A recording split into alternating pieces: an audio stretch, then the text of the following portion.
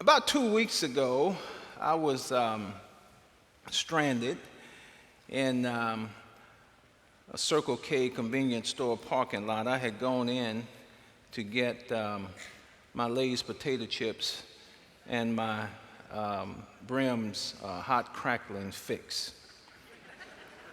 I came back out to my car, got in it, and started it, and it said, So I had enough sense to realize that it might be my battery. Now you have to understand, I am not mechanically inclined at all. Repeat, I am not mechanically inclined. So I popped my hood and popped my trunk. I did have enough sense to have cables. And so I got my cables out and connected them and said, should I wait for AAA? Should I call my wife? Or should I wait for someone to have pity on me and help? And so I waited. And got back in. So I called my wife, and she came, and I took the cable. I put the red on the red like I had been told. I put the black on the black and hooked up my car as well. Got in. I said, well, let's call AAA.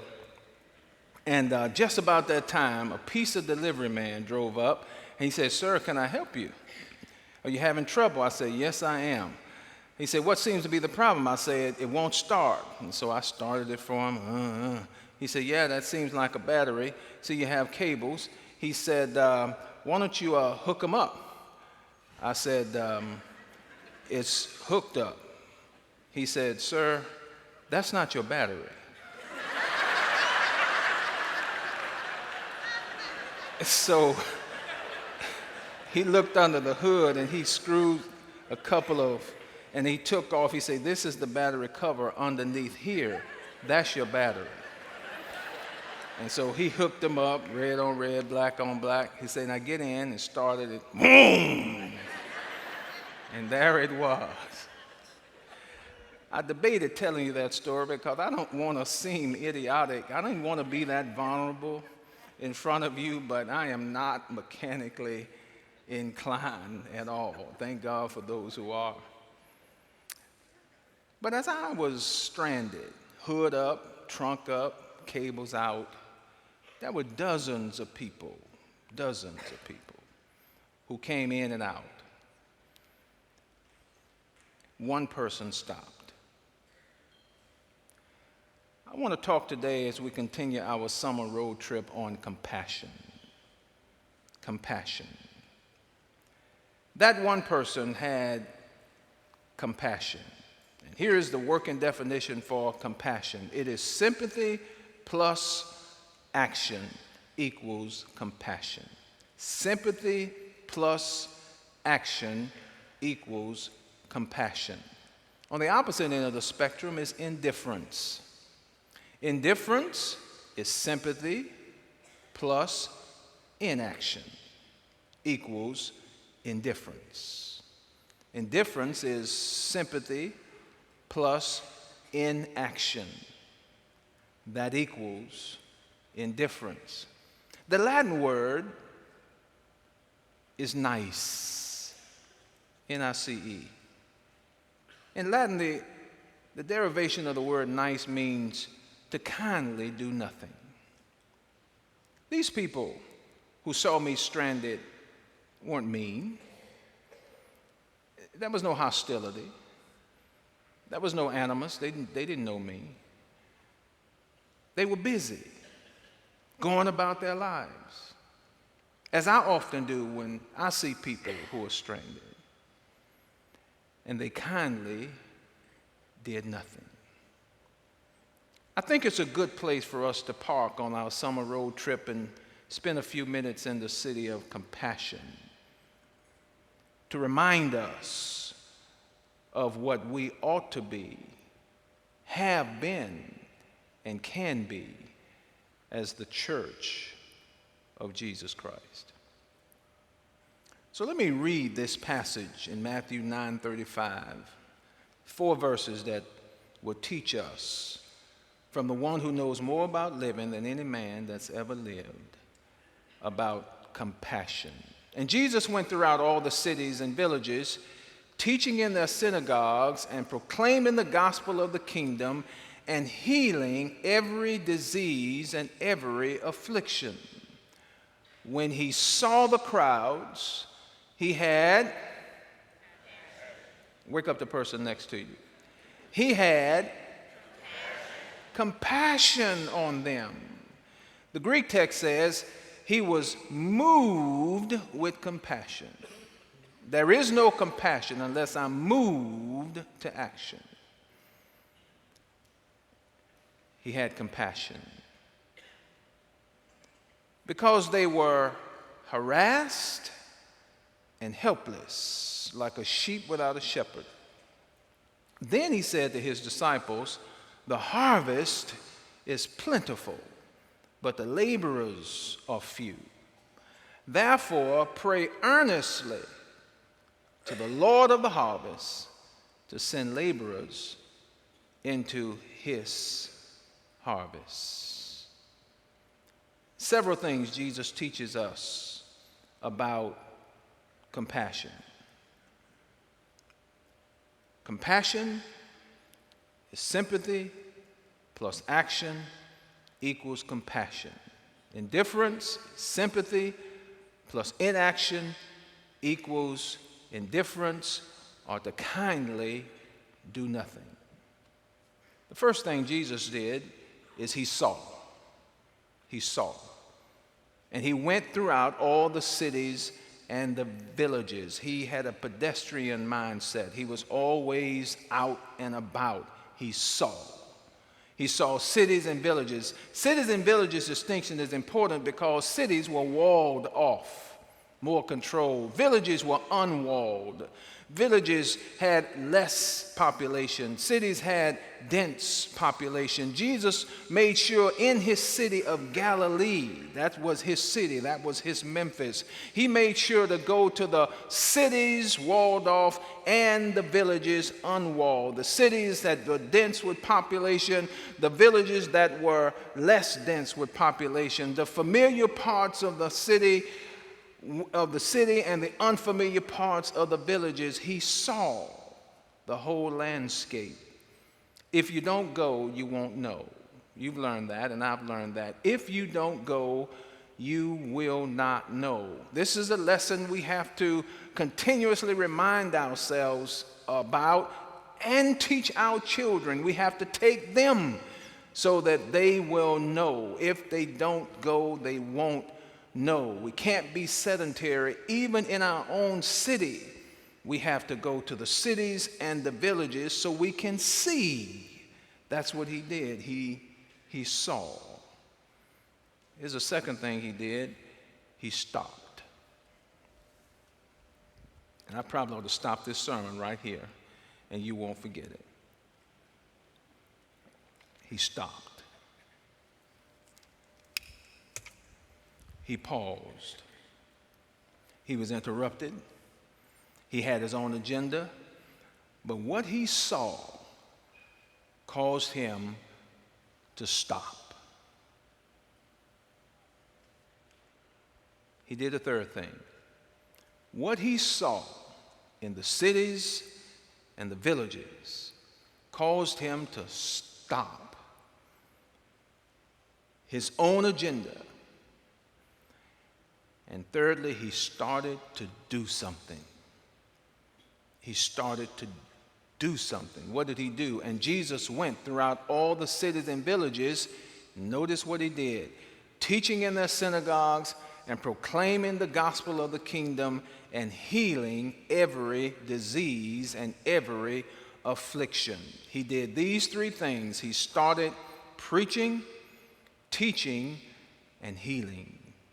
He started preaching, teaching, and healing. All three is the totality of the gospel. Without all three, we are not living out the totality of the gospel. Jesus was concerned with both the physical and spiritual needs of people. He was holistic in his view. He was concerned about both the physical and the spiritual needs of his people. Sometimes the church is more adept at preaching the gospel. Other times it's more adept at teaching the gospel. Not quite as often are we as adept as healing as a part of the gospel. Preaching is the proclamation of a person, Jesus Christ. Teaching is the explanation of a principle, and healing is the mitigation of human pain. It is not the elimination of human pain, but it is the easing, the mitigation of human pain. Without all three, it is not the totality of the gospel. But here is what is often missed. Jesus led with healing. He led with healing. His trump card was healing. His lead was healing, the mitigation of human pain. And when he healed every disease, or as I like to say, every dis-ease among the people, he healed people indiscriminately. There were no preconditions when they brought people who were afflicted to Jesus. He simply healed them, and in doing so he built equity in the Galilean community, and then they were ready to receive preaching and teaching. The church used to be very adept at the totality of the gospel. We can look back in our history from the first century, where we have these apostles following Jesus' example, all the way from Reformation up until today. It was the church that started hospitals. It was the church that started schools. It was the church that started colleges. It was the church that started orphanages. It was the church that started organizations like the YMCA, because we had a good understanding that the gospel in its totality was preaching, teaching, and not so much today. And we have to get back to that. We can see that our city, that our state, that our nation is crying for us to get back to the totality of the gospel. He led with healing. So he saw, and what he saw in the familiar and the unfamiliar parts of Galilee caused him to stop. And he started to do something that attended to both the physical and the spiritual needs of people. He did a fourth thing. He sought to define the problem. He sought to define the problem. Listen to what he said. Then he said to his disciples, "The harvest is plentiful, but the laborers are few." Now catch that. He sought to define the problem. I need Jesus' perspective, because I would not see what he saw without his perspective. He saw people who were hurting, who were harassed, who were helpless, who were hopeless, and instead of calling it a horrible situation, he said it's a harvest. Now I need that, because left to myself, when I see the landscape in cities and villages, familiar and unfamiliar, if left to myself, I will say this is a horrible situation. Catch me on my worst days, I will say that these are hellions. Y'all don't cut that out the tape. But catch me on my better days, and I will see what Jesus saw. He actually said, "Rufus, this is a harvest. It's not horrible. It's a harvest." He changes the image from sheep without a shepherd to the image of a field of wheat or corn. The stalks are simply ripe to be picked. You don't have to plow the ground. You don't have to wait. You don't have to water. It's already ripe. It just needs someone with compassion to go and pick the corn. Or the picture of a vineyard. You don't have to dig up. You don't have to plant. You don't have to scatter away all of the creatures that would come and eat it. The grapes are ripe They simply need a harvester to go in and pluck the grapes. When we look around at our situation in the state our nation is in, the church has to take its master's perspective and say, look around. This is a harvest. The problem is not that there are not plenty of opportunities for the light of Jesus to shine. The problem is we don't have enough harvesters who see it from that position. So when people are hurting, when they are helpless, when they are hapless, when they are hopeless, Jesus says, that's a harvest, and it's time for us to get busy. Amen.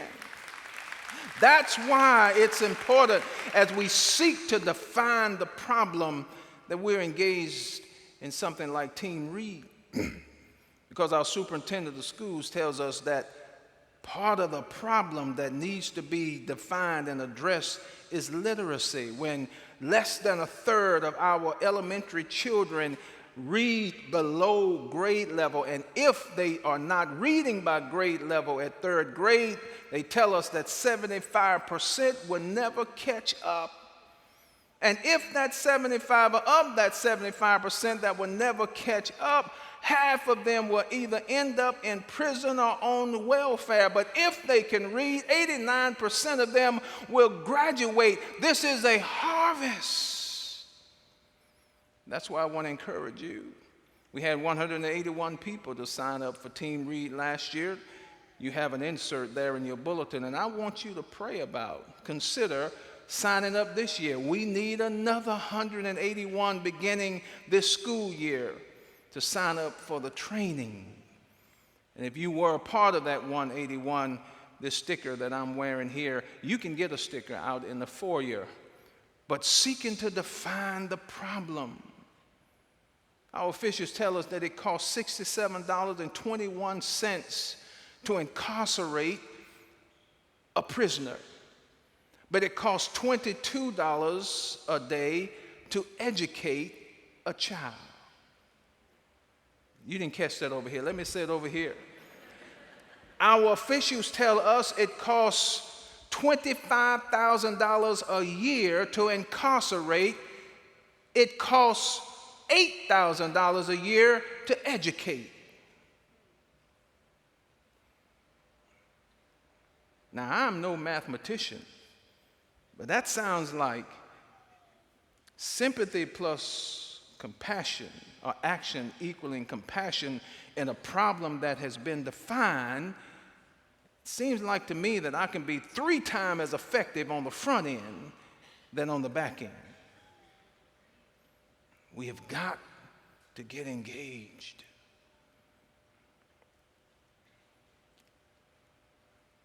Let me give you a last one. He went about, he saw. What he saw caused him to stop, moved him to start doing something. Doing what? Holistically preaching, teaching, and healing the diseases of people who he saw as helpless and hapless and hurting and hopeless, but he didn't call them horrible. He said, this is a harvest. And he said, what I want you to do, here's the last thing he did. He solicited God the Father to send others. Even Jesus on earth could not do it by himself. He had to solicit God the Father to send others. Listen to what he said to his disciples. Therefore, pray earnestly to the Lord of the harvest to send out laborers into his harvest. I want you to note that that's how God sees the people who are hurting, who are hopeless, who are hapless, who are helpless. They are his people, and it's his harvest. And so he says, I need laborers to go forward. Pray earnestly. And if I asked you today, would you pray earnestly? Would you solicit God the Father for harvesters? Most of you would raise your hand and say yes. And then I would say, are you willing to be the answer to your own prayers? Because that's exactly what Jesus says when he says, pray earnestly that the Lord of the harvest would send workers into his harvest in order to pluck and to harvest those who are hurting, those who are hopeless. And then in the next verse, the very next verse, he says, thank you for being willing to be an answer to your own prayer. I'm sending you out 2 by 2. And he empowered them to go into the harvest. That's what you need. That's what I need, to be a part of the harvest. Because the harvest is plentiful. Opportunity is plentiful. Hurting people are plentiful. Hopeless people are plentiful. The conditions that brought us to this situation, they have already made the situation right. We, as the church and Jesus followers, simply have to be tools in the hands of God and go and reap the harvest.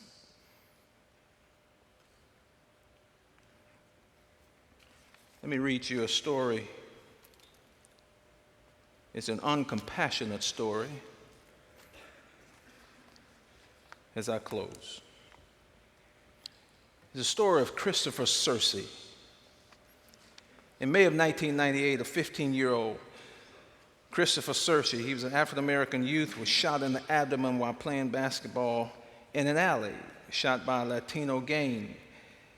They were hell-bent on beating up an African-American that Saturday night, according to the 3 boys that were arrested and charged.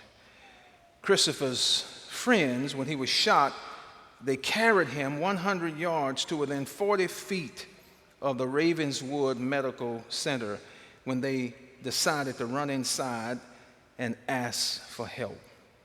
A police officer asked the hospital staffers to bring Searcy the remaining 40 feet into the building, but he was told by the ER workers that they couldn't leave the building because policy said that a patient had to be on the institution's campus to receive medical treatment.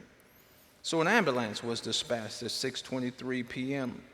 Another policeman ran into the hospital and commandeered a wheelchair and rolled the young man inside before he would be helped. The ambulance arrived at 6:29. When they saw the officer wheeling the kid into the hospital, it left and returned back to base. Lieutenant James Marrier, the Chicago Police Department's chief patrol officer, said they simply ignored us. Their people were out taking a smoke while this kid lay there bleeding. He said, I will be finishing my 34th year as a police officer, and I've never seen anything like this. 2 days later, the CEO of the hospital instructed his staff to provide treatment to anyone who was in the immediate vicinity of the hospital where there were no paramedics or any emergency medical technicians available. But it was too late for Christopher Searcy. He died an hour later that Saturday night at 7:33 p.m. Now, no one is sure if he would have lived had he received immediate attention. The Searcy family eventually was awarded $12.5 million. But here's the point. A gross example of indifference, kindly doing nothing versus compassion. For you and I, as the church, we have to ask ourselves, are we guilty of the same lack of compassion, that's sympathy plus action, when we only help those who come through our doors or on our membership rolls, rather than those who are dying in the streets in our city vicinity? We have it within our power to do something. I'm grateful to God as a church that we are doing something. But listen, He does not say that we need the whole world to do something. He says we need to do something. I close with 2 Chronicles 7:14. It's familiar to some of you, but if my people who are called by my name would humble themselves and pray and seek my face and turn from their wicked ways, then I will hear from heaven and heal their land. That's what God says I will do. Notice, if is conditional. If my people, not the whole world, but if my people who are called by my name, if just they would humble themselves, and if just they would seek my face, and if just they would turn from their indifferent, apathetic ways, and if they themselves would pray, then I will hear from heaven, have compassion, and do something to heal the land. That's on us. That's on us. Pray with me, if you would. Gracious God, our Father, it's on us, your people who claim your name. You have given us the power and the privilege and the responsibility to put sympathy in action and be moved with compassion as you were. Would you help us to recapture what the church has done so well in days gone by? And in pockets of our country, many of them are still doing well. I pray that you would bring us together in a much more collaborative way so that we could fulfill your promise that you gave to your people Israel. When they got in trouble, you said, if they themselves would define the problem and act with humility and compassion and righteousness, that you would hear and you would heal. Help us as we are seeing to stop in our own busy lives and be a part of starting to do something.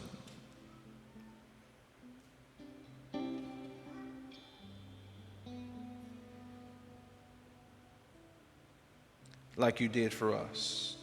You saw us. We were hurting. We were hopeless.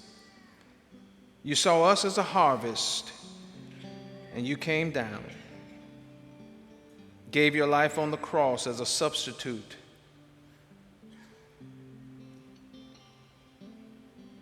You rescued us. You delivered us and gave us a real reason for living. May we do the same. And may we see it as you see it, a harvest, not an insurmountable problem. In the name of the King of Kings and Lord of Lords, even Jesus Christ, our Savior, we pray. Amen.